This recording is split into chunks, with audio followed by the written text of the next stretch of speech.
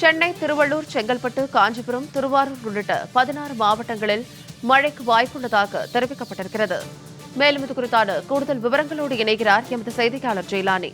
வணக்கம் ஜெயலானி, இது குறித்தான விரிவான விவரங்களை பதிவிடுங்க.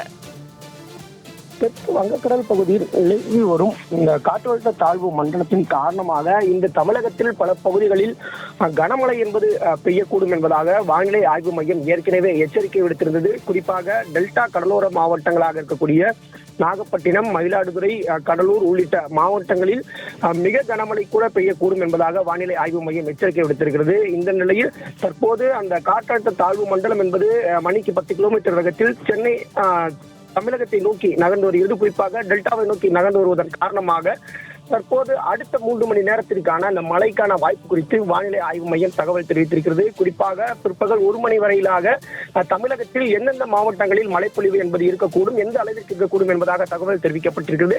அந்த அடிப்படையில் சென்னை உள்ளிட்ட 14 மாவட்டங்களில் அந்த மழை என்பது இருக்கக்கூடும் என்பதாக வானிலை ஆய்வு மையம் தகவல் தெரிவித்திருக்கிறது.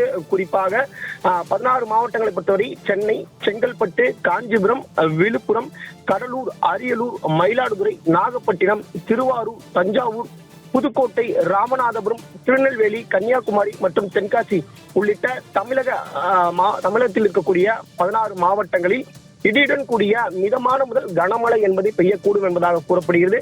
அதே போன்று புதுச்சேரி மற்றும் காரைக்கால் பகுதிகளிலும் இடியுடன் கூடிய மிதமான மழை பெய்யக்கூடும் என்பதாக கூறப்படுகிறது.